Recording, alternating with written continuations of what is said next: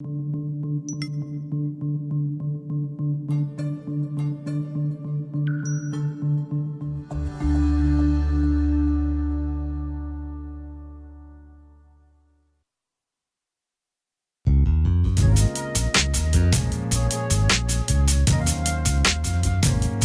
to Diversity Xtra with your host, Don Mckneely. And hello, everybody. I'm Don Mckneely, and thank you for joining us here on Diversity Xtra, where we tell your story. Today's conversation will be about supplier diversity, inclusion, and business success. Our guest today is Grace Hastings. Grace is the manager of supply chain diversity for Oncor Electric Delivery.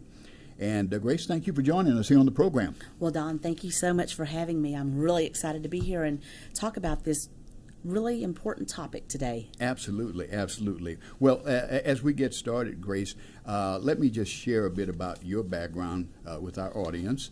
As mentioned, Grace is the Supplier Diversity Manager for Oncor Electric Delivery.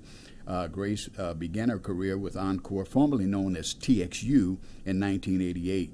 She previously held positions in customer service, procurement, materials management, and corporate contracts.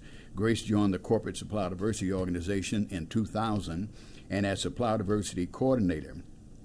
In 2008, Grace was promoted to Supplier Diversity Manager for Oncor.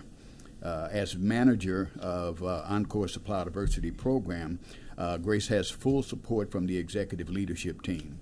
Under Grace's leadership, Oncor has spent with diverse suppliers $1.9 billion through 2018. That's a fantastic number, so congratulations, Grace. Certainly appreciate all the great work you're doing. Grace currently serves on the Women's Business Council Southwest Board of Directors, and she's also been involved over the years with the Minority Business Council, the Dallas-Fort Worth Minority Business Development Council. With the Women's Business Council, she was named Advocate of the Year in 2004, 2005, 2007, 2010, and most recently in 2019. So, Grace, congratulations for all of the great work you're doing. And again, welcome aboard Diversity Xtra. Thank you again, Don. Thank you so much. As we get started, Grace, can you talk a bit about your earlier career when you first got into supplier diversity, and talk about some of the things that you did early on in your career? Okay, of course. Well, I've been with this company for 31 years, so we won't say how old I am. But I was fortunate to start with one of the predecessor companies, Dallas Power and Light, as a bilingual phone rep, answering the Spanish calls in customer service area. From there, I had an opportunity to move into the procurement organization, which is where I got my first taste of supplier diversity in that whole world. I had some mentors that guided me and helped me figure out what I needed to do in order to get to the supplier diversity professional field that I wanted. Going back to school to complete my degree, I did that. Then I also had the opportunity to work in materials management as an analyst. I became a buyer and worked in the purchasing organization and the corporate contracts area. When a supplier diversity position opened up, I knew that's what I wanted to do. I had that passion. And I applied for the job and was selected as the Supplier Diversity Coordinator at that time. And then from then, as Oncor separated from the predecessor companies, I was promoted to Supplier Diversity Manager and had the opportunity to actually launch Oncor's separate Supplier Diversity Program and the initiatives that we have ongoing today. Well, Grace, can you tell us a bit about Oncor Supplier Diversity Program exactly? What do you do and how does that work? Can you describe that to us? Yes, definitely. So, of course, supplier diversity starts from the top. We have the executive support from the CEO throughout the entire senior leadership team at Oncor, and it's also ingrained in the culture at Oncor. When we launched that program, with the support of the executive leadership team, we were able to get the message out across the organization with the CEO's statement that Oncor is committed to supplier diversity. That's the first step for any supplier diversity program. that, along with supplier diversity being part of the supply chain organization, really has a positive impact on the things we're able to do with supplier diversity. So, that being said, we had our supplier diversity initiatives in place, but we needed to also do some kind of awareness to help other individuals across the organization that weren't quite as familiar with supplier diversity. So we started a recognition program which we called our Omni Awards, which Omni in Latin means all-inclusive. So we recognized employees internally. The first year we did it, we recognized 65 employees for either doing a contract with a diverse supplier or mentoring or participating in outreach diversity events. As of 2018, at the end of the year, we have recognized nearly 1,000 individuals or teams for the outreach, contracts, business support that they have done with diverse suppliers. That is part of it, because when we recognize those people, they are able to share the information even broader across the company, and employees get to see that these diverse suppliers we're doing business with are partners for Oncor. They are good suppliers, and they're making us a better company. So our initiatives are still in place. We're doing more and more business with diverse suppliers. We're on target to continue that increased spend and bring in more suppliers into the supply chain. So you really made some great progress over the years with your program, Grace. Yes. Tell me this, as we talk about minority and women-owned business, how has the minority and women-owned business arena changed since you got involved? Have you seen changes over the years? I have definitely seen changes. Been around a little while, and the changes have been positive. Suppliers, there are preconceived ideas of what diverse suppliers can do. And the fact that diverse suppliers, men, minorities, women, any diverse supplier, they are leaders in their fields, whether it's technology, whether it's utility construction. And corporations have realized that these companies are the experts at what they do, and bringing them into the fold and into your supply chain can only improve the business processes, the work that's being done, and make your company stronger. I do see that there are still some of those traditional preconceived notions about supplier diversity and diverse suppliers, that they're not big enough, or they're not they don't understand our industry. But diverse suppliers are on the cutting edge. They are learning what it takes to do business with us, staying on top of the trends and all of those things. So I'm glad that we can say diverse suppliers aren't just out there looking for whatever they can get. They are coming to us with solutions. Those are some of the biggest changes I've seen with diverse suppliers over the years. Well, Grace, as you're working with the supplier diversity arena, has the supplier diversity arena grown over the years, generally speaking, not only with Oncor, but the overall community, supplier diversity community? In my experience, I believe it has grown. The organizations that I'm involved with like WeBank, the Women's Business Council, and the Minority Councils, I get to see more corporations, more supplier diversity professionals participating in those organizations. In the electric utility industry space, I definitely have seen more growth, and a part of that is also that companies like Oncor, we are engaging our prime suppliers that are not diverse suppliers. We're engaging them to participate in finding diverse suppliers. We expect that of our prime suppliers.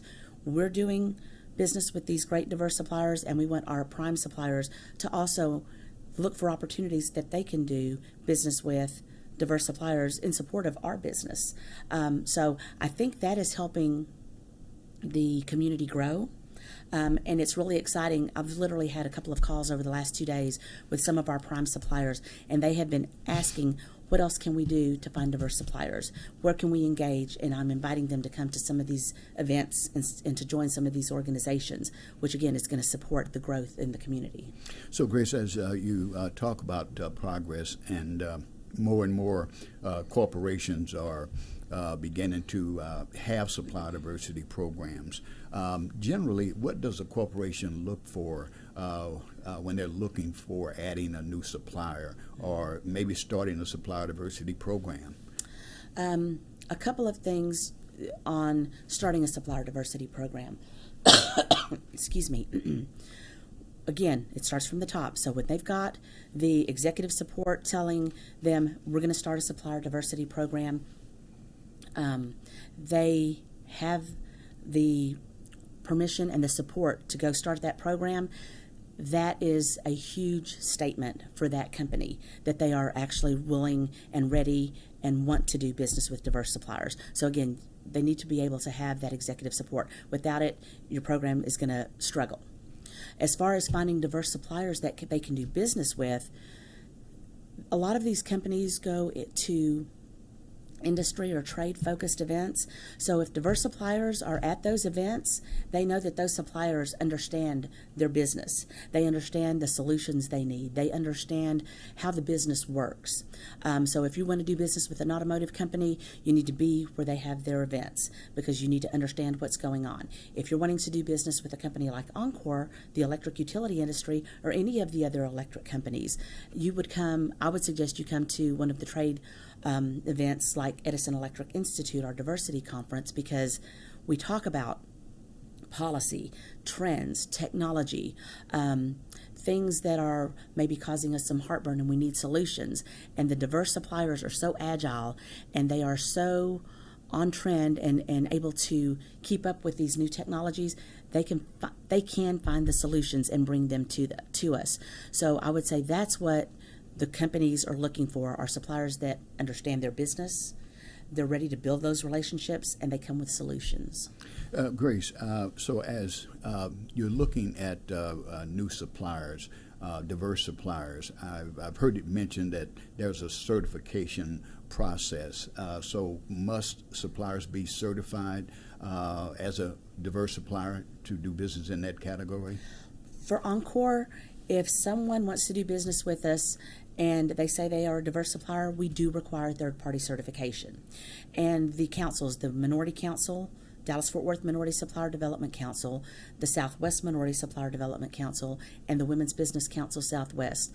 Those are the premier organizations that offer certification for diverse suppliers.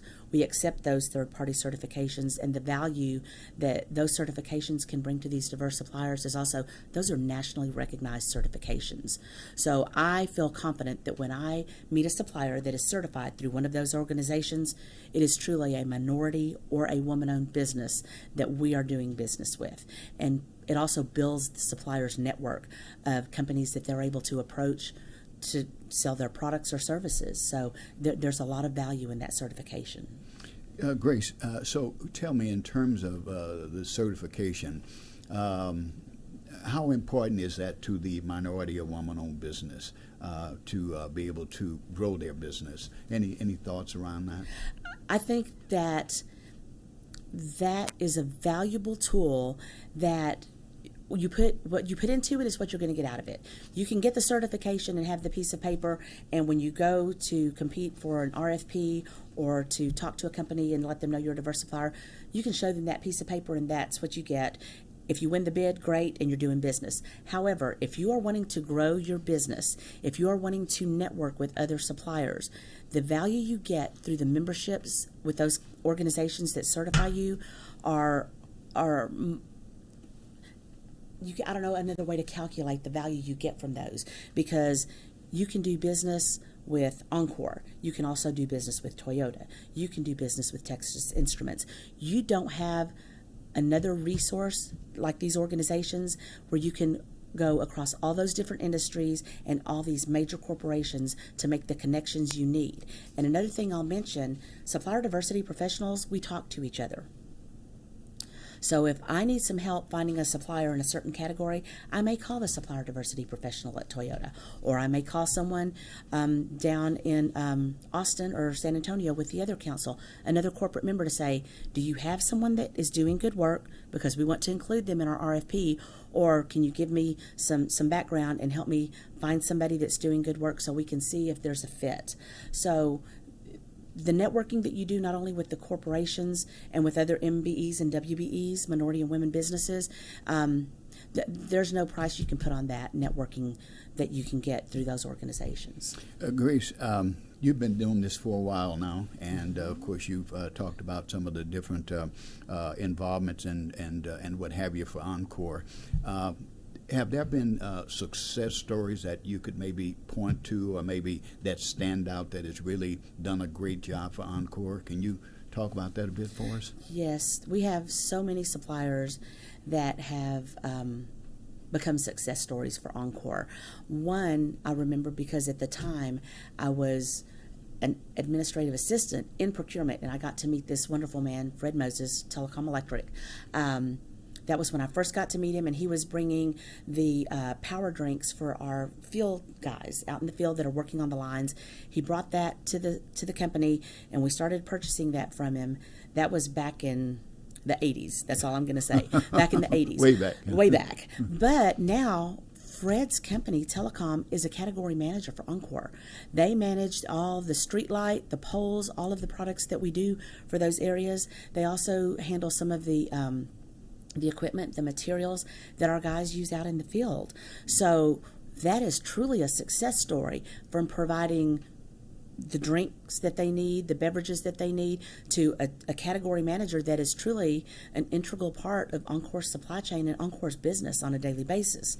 Another one that's grown, a woman-owned business, is Ricochet Fuel, Kelly Roberts. She started back again in the early 90s, providing emergency fuel for any kind of situation that we had where there were storms and we needed to be sure we had fuel for our crews to get out there and service the lines and get the power back on or keep it back on. Now, Kelly's company has grown. She provides those services still. She is a support to us when we go to other zones to help with emergency situations. She's also now managing and has developed some of our fuel refueling locations at our facilities. So she's done all of that for us. She also, we worked with her over the years, and she was able to get a card that we use for our fleets. So it's a purchasing card for fuel, so we can track our fuel spend better, and we know where we are, what we're doing, and see, what we need to know about how we're managing our fuel. So she's done all of that for us over the last 20 years, and her company has grown. With the work that she's done for us, she is also providing those services now to some of our major prime suppliers. So you want to capacity build these suppliers and help them build their capacity, and when they're doing a great job for us, then we're able to help them find business with other suppliers, or they're ready to go on their own and find that business with other suppliers. So those are just a couple of the success stories. Absolutely, absolutely. Great success stories. In terms of suppliers, minority suppliers and women-owned business suppliers, how, in this competitive environment, what should and what must minority and women-owned businesses do to stay relevant and to stay viable to a company like Oncor? Well, some of the things I've mentioned as we've been talking, I'll cover again because they are so important. The suppliers need to understand the customer's business. So if you want to remain relevant to Oncor or any company that you're doing business with, you've got to understand our business, and you have to understand where we're going. If you're a current supplier, you need to maintain those communications, that networking within the organization, so you don't fall behind. Once you get the business, doesn't mean you can become complacent. You need to stay on top of what's happening because technology is changing so fast. One example is the smart meter technology that's out there. Once that launched, it has taken off, and the other technologies that have come from that, some suppliers are coming up with solutions and ideas that you wouldn't have thought about 20 years ago. So they need to stay on top of those trends. They need to be sure that they are running their business in an efficient manner. And another thing I'll say is don't put all your eggs in one basket. You can be doing business with a supplier and things can change tomorrow. So to be relevant to your current customer is one thing, but you have to make sure you're taking care of your business and diversify your portfolio. And if you're going to be in multiple industries, make sure you're aware of what's happening in those industries so you can come to the table with a solution when things turn on a dime. Absolutely, absolutely.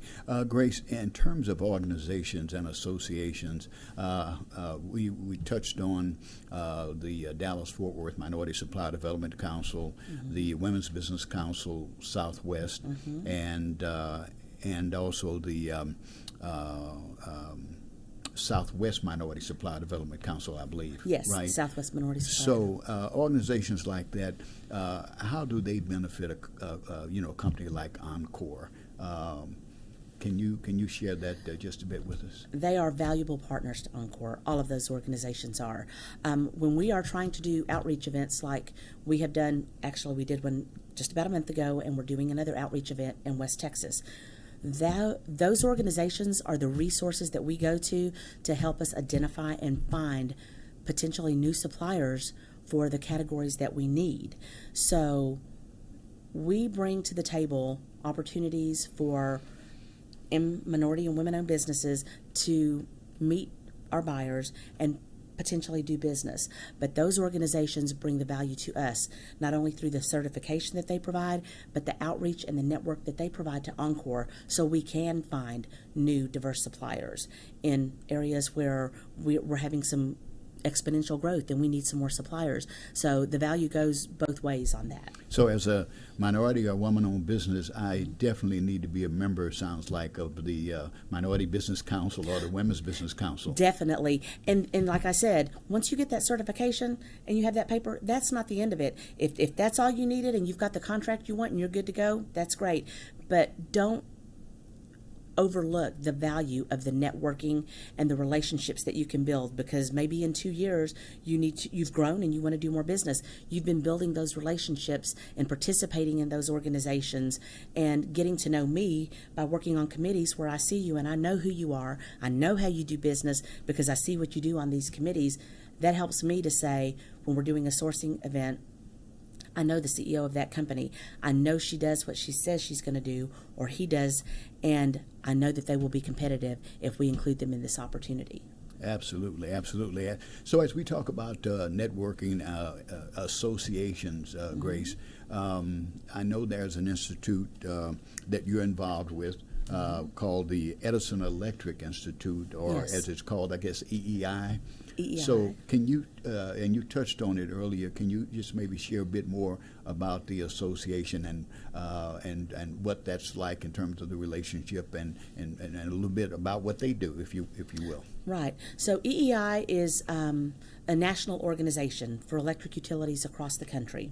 They also have some international utilities that have become members. So they have the national and international components to that organization.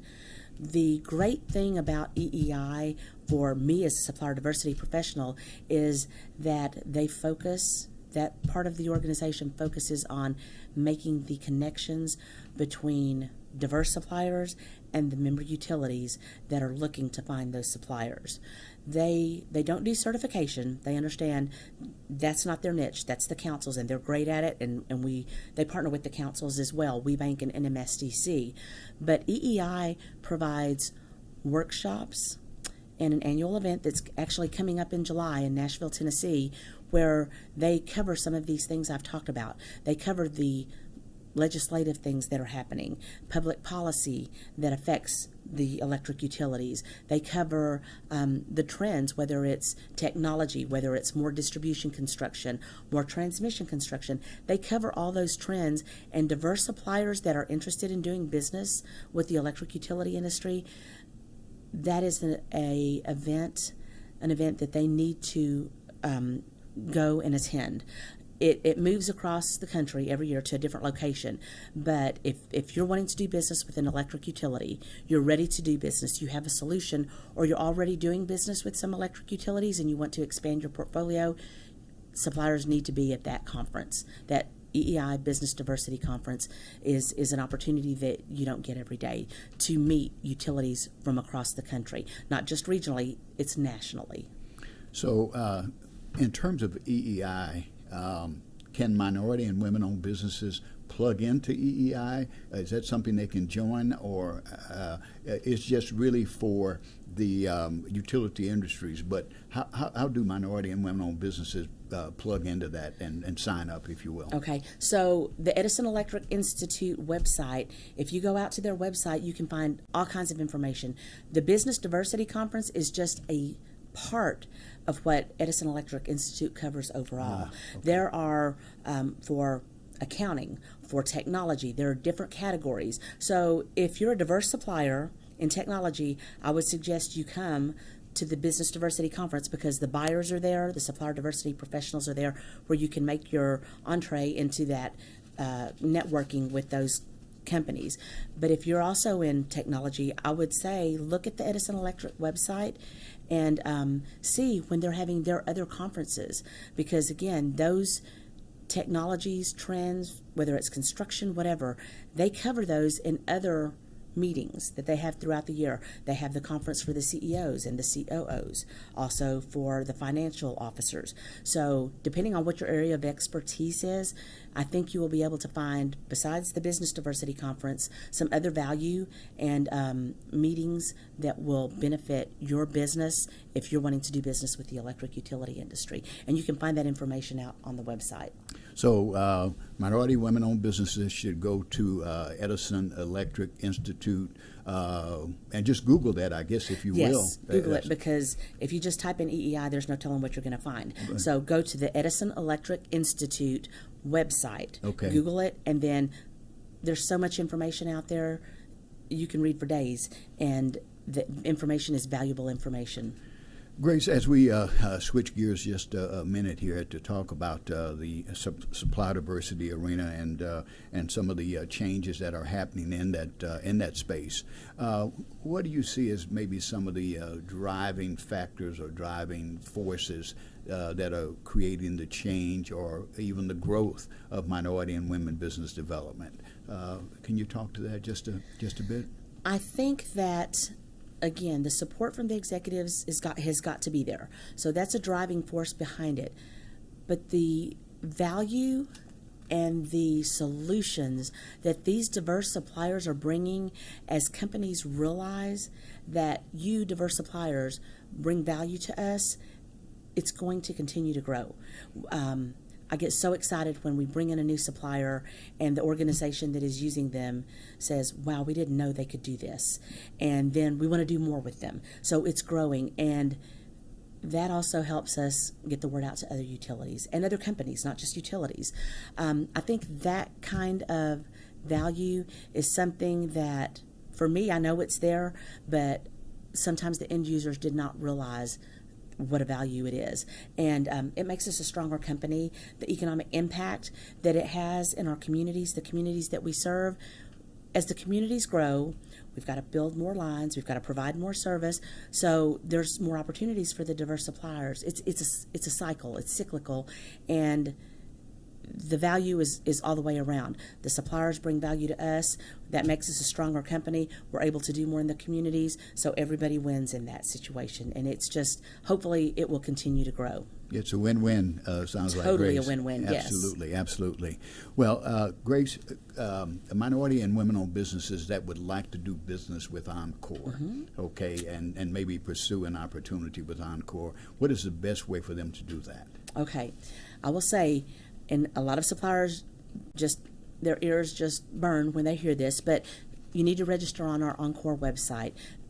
Many companies have a website, but that's the easiest resource for us to find these diverse suppliers. So at oncor.com/supplier diversity, there's a registration tool where you can register your company.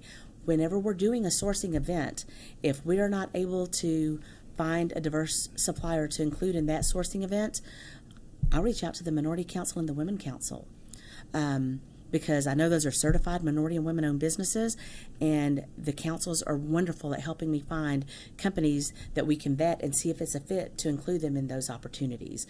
We don't post any of our sourcing opportunities out on a website. Oncor doesn't do that, but I can guarantee you that we are looking to include diverse suppliers in our sourcing opportunities. And another thing I'll say is, suppliers that want to do business with Oncor, when they hear a no, that doesn't mean not ever. That may mean right now. So keep building those relationships, because maybe next year we'll be sourcing that product or service that you provide, and you'll already have that network built where we can say, we know that supplier is ready to go, and we'll include you in that. But also, when you're at those events with the organizations, like I said, Oncor is there. I'm there. The buyers are there. My leadership goes to those events. You get what you put into it, is what I said. That's where you get the value of participating in those organizations, because Oncor is there, and so are the other corporate members, and that's well worth any certification fee that comes with joining those councils. Absolutely. Well, Grace, thank you so much for the wonderful information that you provided to our audience today. And we're running out of time. As they say, time fleets when you're having fun. Oh, it does. So I want to thank you again for joining us, and look forward to having you back on the program again real soon. And we'd like to thank our audience for joining us here on Diversity Xtra. You can find us on YouTube. That's Diversity Xtra, and that's XTRA without the E. And check us out. We have our episodes on YouTube, and then also on your favorite social platform. So have a great day, and we'll look forward to seeing everybody again next week on Diversity Xtra, where we tell your story.